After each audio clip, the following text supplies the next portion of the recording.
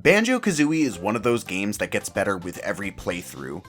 Like a great movie or a great album, the game is packed so dense with content that you'll need a second or third playthrough before you can finally appreciate all its intricacies.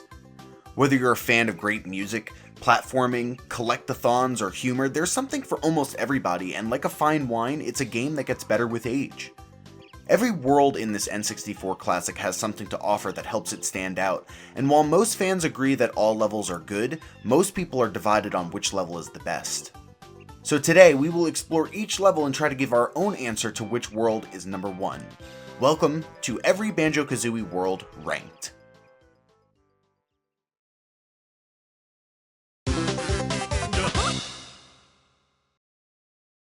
By far the most infamous map in Banjo Kazooie, Rusty Bucket Bay is known for infuriating players with its increased difficulty.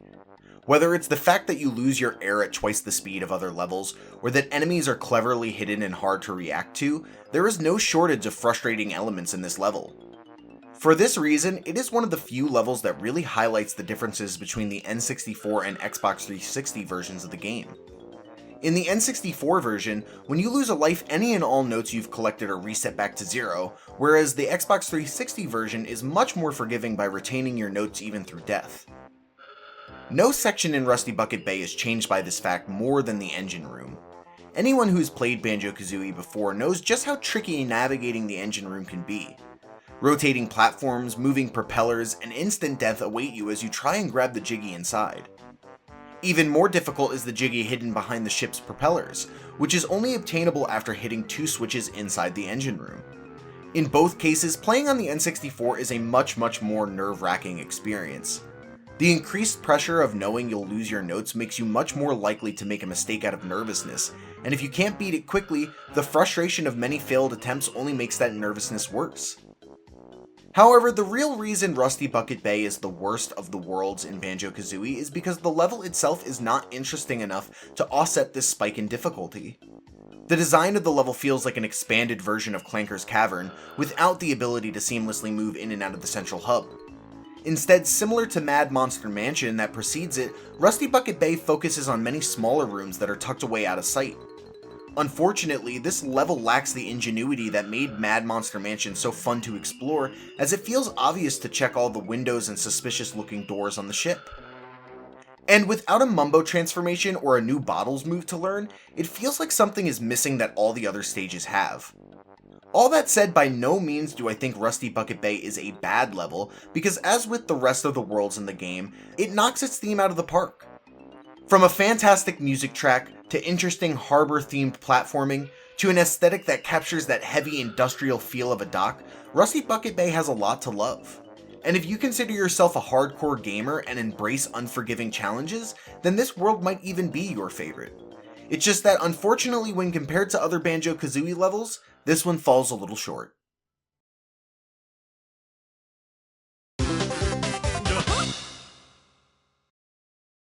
What is it about deserts that make them work so well as video game levels?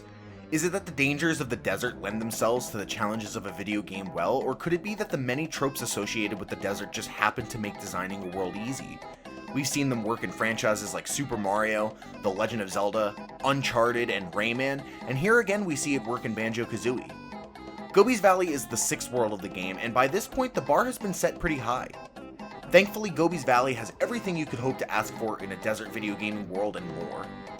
You've got a giant sphinx named Jinxie, ancient pharaoh statues, and a mummified hand named Grabba. There are pyramids all over the map, including ones that you can raise out of the ground, which all host various treasures to collect.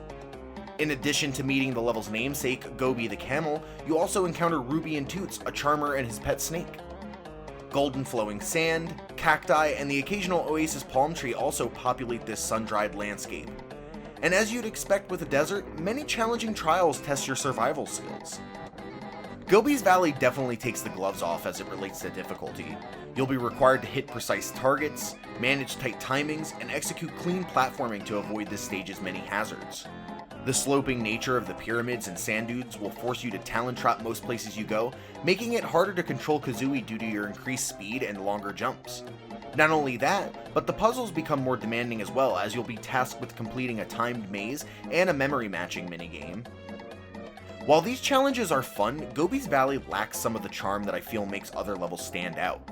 Aside from your many encounters with Gobi himself, there aren't many moments that stand out. It feels like a letdown after the Christmas wonderland that was Freeze-Easy Peak with its wholesome interactions with the various NPCs. There's no transformation, which means no Mumbo, and while the turbo trainers are satisfying to use, it's really just an upgraded version of the talent trot you learned while in Mumbo's Mountain. At the end of the day, however, you would be troubled to find many desert stages better than what we have here in Gobi's Valley. Its soundtrack manages to convey the peril of the desert while still retaining the cheerful goofiness that underlies the whole of Banjo Kazooie.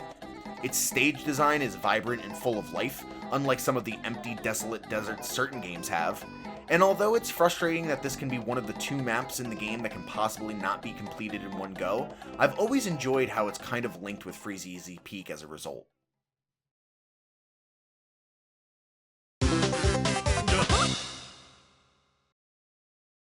Banjo Kazooie's iconic opening stage is as good an opening stage as you will find in gaming. While Spiral Mountain does a great job teaching you basic mechanics and abilities, it isn't until Mumbo's Mountain that the game truly begins to take shape. Each world has 10 Jiggies to collect, 100 scattered notes to be gathered, 5 Jinjos to be discovered, and 2 honeycomb pieces to grab. This is in addition to countless Mumbo tokens to find that will be important for the various transformations throughout the game. Mumbo's Mountain does a fantastic job of making all these collectibles easy to find, while allowing you to practice both the abilities you learned in Spiral Mountain and the new abilities found within the stage. This prevents players from getting overwhelmed by the sheer amount of things to find in each world. You're constantly being rewarded as a player for any exploration you do. Notes are left out in the open like breadcrumbs for you to follow, usually leading to a Jiggy or another new ability. And the distribution of collectibles makes it so that you're never hanging around in one area of the map for too long, keeping the flow of gameplay moving. And while Mumbo's Mountain doesn't have very many flaws to speak of, it does lack some of the depth that makes some later levels so enjoyable to revisit time and time again. The size of the map and the tutorial-esque nature of the level also unfortunately put a cap on how many creative ideas could be implemented into the world. I wouldn't necessarily call these flaws either, just limits of being an intro world. But as I said before, as far as intro worlds go, you'd be hard-pressed to find one better than Banjo Kazooie's. Mumbo's Mountain is fun, quick, and iconic, and only ranks so low because of the impressive levels that come later on.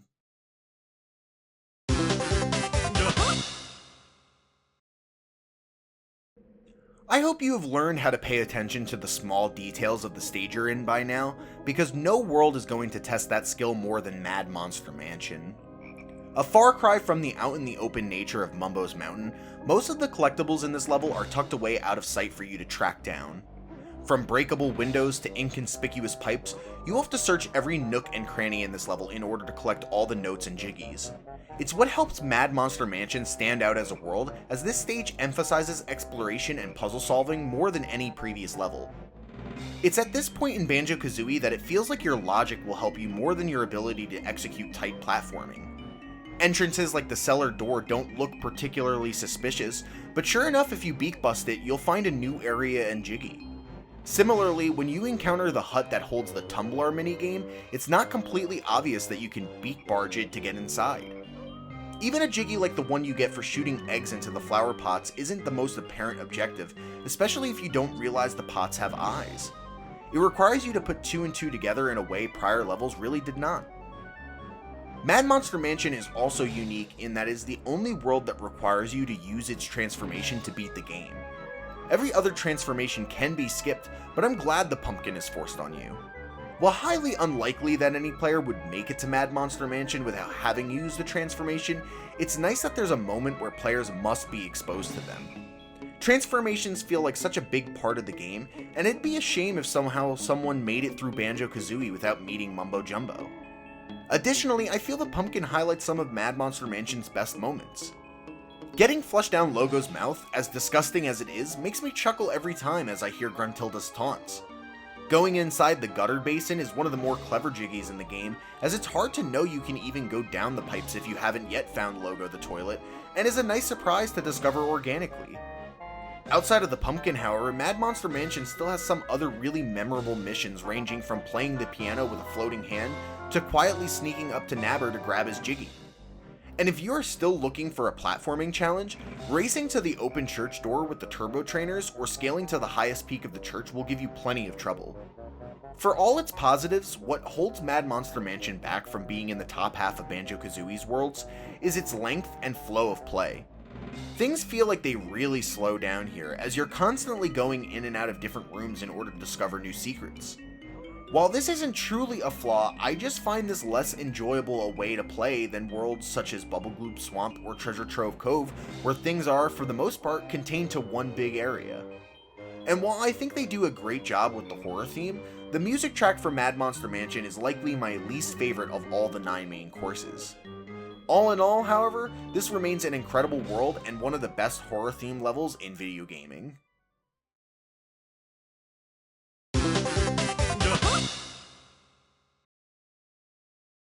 One of the more interesting level designs in Banjo Kazooie has to belong to Clanker's Cavern. After the whimsical fairy tale-ish Mumbo's Mountain and the sunny tropical Treasure Trove Cove, we are plunged into a dirty, grimy sewer for our next level. All those bright, vivid colors from previous worlds are replaced with rusty browns and dirty greens, and the once clear water is now murky and filled with waste. Pipes hiding many secrets dominate the world, lining the outskirts of the level both in and out of the water, and in the center of it all is a gigantic robotic shark named Clanker that serves as both Gruntilda's garbage disposal and a major sub-area of the level. This sudden change of scenery is a nice palette cleanse that helps shift the tone of the game away from being too lighthearted and carefree. The soundtrack doesn't sound nearly as friendly or inviting as prior tracks in the game, which matches nicely with the increased difficulty found here. For many players, Clanker's Cavern will be the first place you lose a life, as there are multiple moments where a player could drown if they haven't managed their air supply well.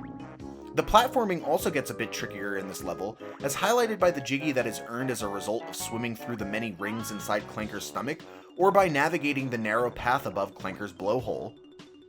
What impresses me most about Clanker's Cavern is the design of Clanker himself. I love how seamlessly you can transition in and out of him through his gills, teeth, and blowhole.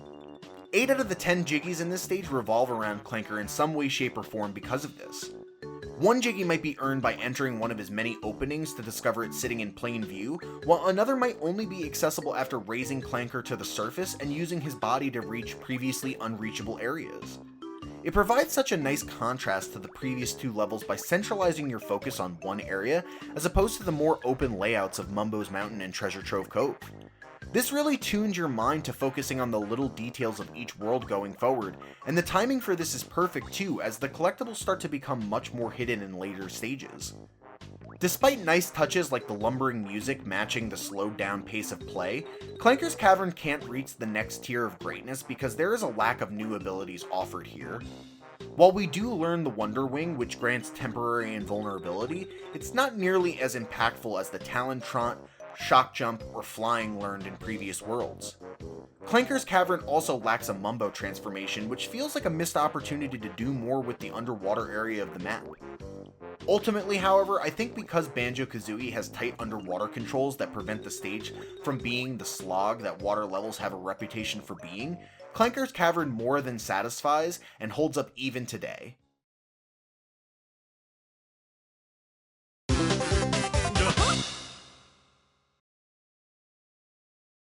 Bubble Gloop Swamp is the last stop before Banjo Kazooie shifts into its next gear. Whereas the first 3 levels have been about teaching you how the structure of the game works, how to use your various abilities, and how to critically think to discover secrets, World number 4 just feels like a pit stop to test your skills before you enter the second half of the game. While you were given a new ability in the wading boots, these barely change the gameplay in any significant way, and so Bubble Gloop Swamp becomes a level about refinement. Jiggies such as the one you collect for stomping the huts are not particularly difficult to get, but allow you an opportunity to continue to get comfortable using the shock jump pads.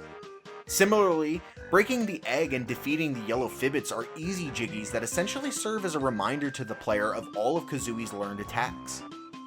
Other jiggies are a little more challenging but serve the same purpose of refining your skills.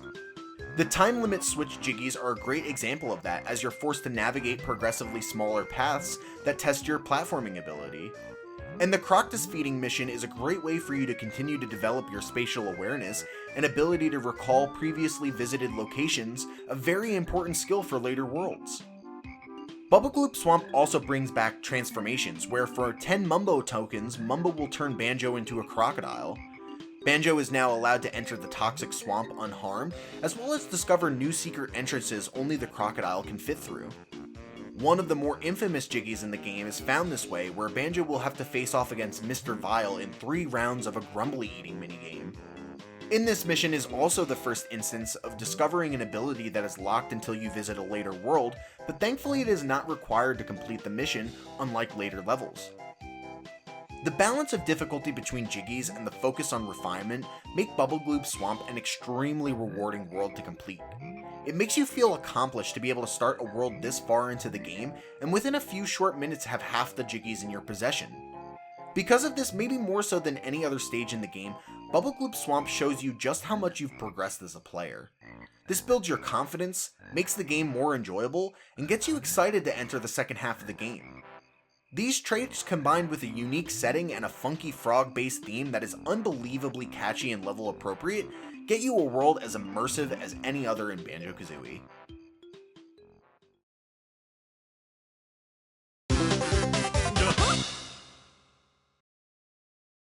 Possibly my favorite aspect of Banjo Kazooie is the way that the game progresses at such a natural pace. From Spiral Mountain through to Rusty Bucket Bay, each world teaches you something unique that prepares you for the trials ahead. Banjo Kazooie builds its levels around these abilities you will master, allowing each world to get a little bit more complex, a little more challenging, and a little bit more rewarding. This all culminates with the 9th and final world of the game, Click Clock Wood. What makes this course so great is that, despite being the final level, it continues to introduce new content to the player. The 4 Seasons mechanic, the bee transformation, and several new NPCs are just a few of the new items presented in Click Clock Wood. With the amount of features established before you reach this point in the game, it would have been easy to design a simple level that rehashes all the abilities you've learned so far. Instead, what we are treated to is the largest and most ambitious level in the entire game. Without a doubt, the standout feature of this world is its 4 Seasons mechanic. Unlike other levels, Click Clock Wood has its own hub that allows you to choose whether you want to enter the world in spring, summer, autumn, or winter. Depending on which season you select, the features of the world will differ, ranging from platforms changing in size to entire areas being modified completely. This is a brilliant design choice, as it really incentivizes you to want to explore the new areas thoroughly to see what has changed from season to season. It also opens up many new possibilities due to how actions made in one season can affect the world in later seasons. My favorite example of this is the Jiggy earned for hatching and taking care of the baby eagle. In spring, you stumble across an egg that can be busted open, revealing the baby bird. In summer and autumn, you then collect caterpillars to feed the eagle in order to help it grow and develop. And by winter, if you fed it enough food to transform into a full-grown adult, you'll be rewarded for your efforts with a Jiggy. This concept is clever and unique, but not without flaws. For starters, being required to navigate through 4 different versions of the same level, a level that is already as big as any other stage in the game, makes Click Clock Wood by far the longest course to get through. The size and scope of the world also makes it difficult to keep track of everything you need to collect. Unless you are by nature someone who likes to explore every facet of a world, it is understandably hard to find all the secrets this course has to offer. And because this is still a difficult world to platform through, it's worth talking about how much it sucks to die in this level on the N64. I touched on it in Rusty Bucket Bay's engine room, but imagine having 80 plus notes and falling to your death in the winter section, or drowning trying to make it back to Naughty's house. It's a heartbreaking experience that unfortunately highlights the downside of such an ambitious idea. Undeniably, Click Clock Wood is still one of the most memorable levels in all of gaming. There are so many things I wasn't able to touch on in this video or get too long, such as my love of the little details that change from season to season, or the other excellent missions that make up this level. It's truly a level that could use its own video, and honestly, no world could have done a better job closing out a game like Banjo Kazooie.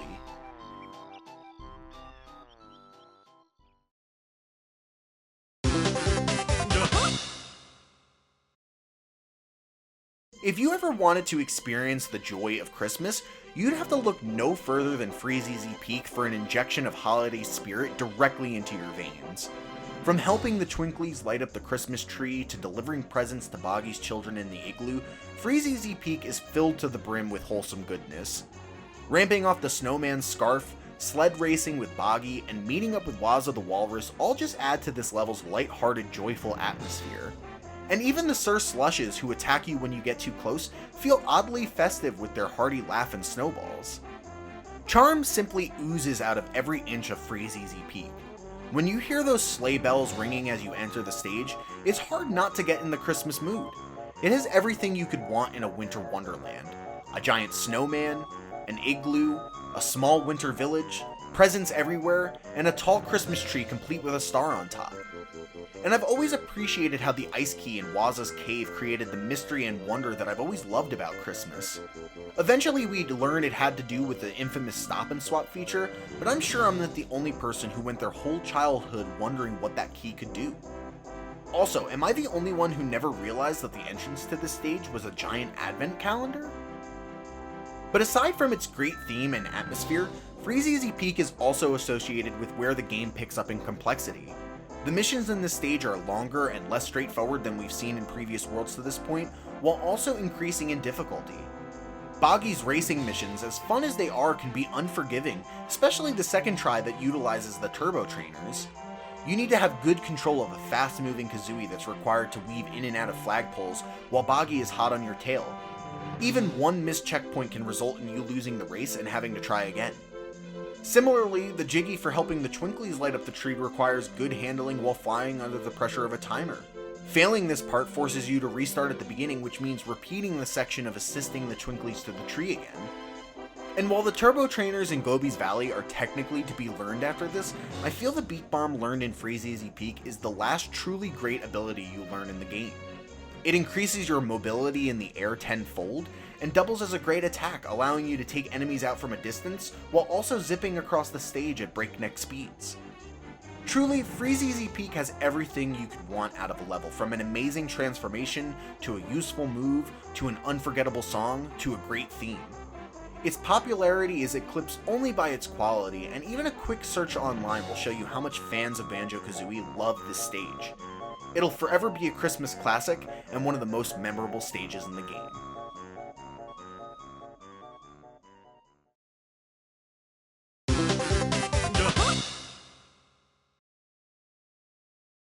If there was one world, perhaps in any video game, that I could show someone to illustrate why video games are great, Treasure Trove Cove would be my pick. It is the first world in Banjo Kazooie where I feel every aspect of the level's theme meshes together so perfectly that it instantly sucks you into its atmosphere. Whereas Mumbo's Mountain still felt focused on teaching and guiding the player through the mechanics of the game, Treasure Trove Cove feels like it's focused on crafting the ultimate tropical island level for you to explore. From the vibrant golden yellows of the sand and how the red feathers contrast them, to the palm trees backdropped by blue skies, to the carefree sounds of the music track, it's hard not to feel like you're on a mini vacation as you hunt down notes and jiggies. The biggest new aspect of Treasure Trove Cove is how it introduces and develops vertical platforming in the game through the introduction of two new abilities, the Shock Spring Jump and Flying. The Spring Jump is a fantastic feature that allows Kazooie to make large jumps that would otherwise be impossible.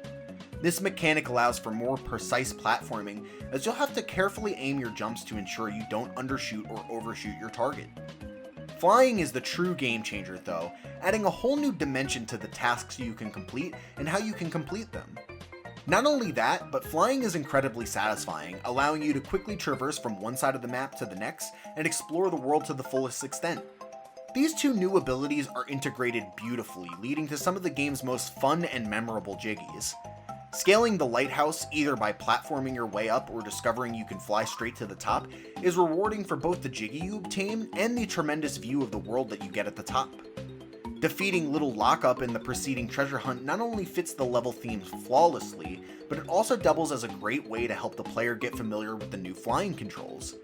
And traversing across the Shock Spring pads is the first decent platforming challenge in the game, providing both satisfaction upon completion as well as a preview of some of the other challenges that may come up later.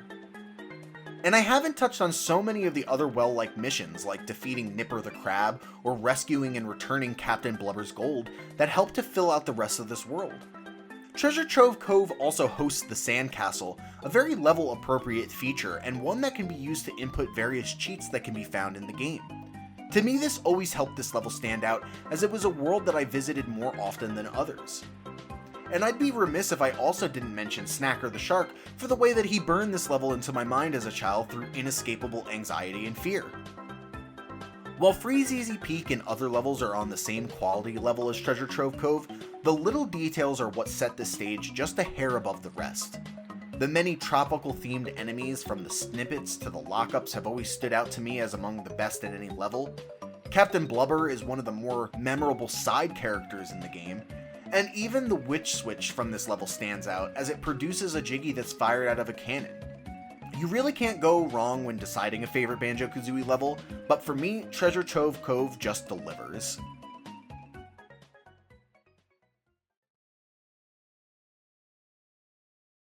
I think by this point it goes without saying that Banjo Kazooie has, top to bottom, some of the best worlds ever created in any video game. From the way the music changes depending on what location you're currently in, to the silly voices that the characters make when talking, this is a game bursting at the seams with charm. It will always be impressive to me how such a cohesive universe was created, with every level feeling so unique yet connected to each other. I guess it's why even 20 plus years later you will still regularly see Banjo Kazooie discussed when talking about the greatest games of all time. It's a game that gets better with each playthrough, and it's a must play for any 3D platforming fan.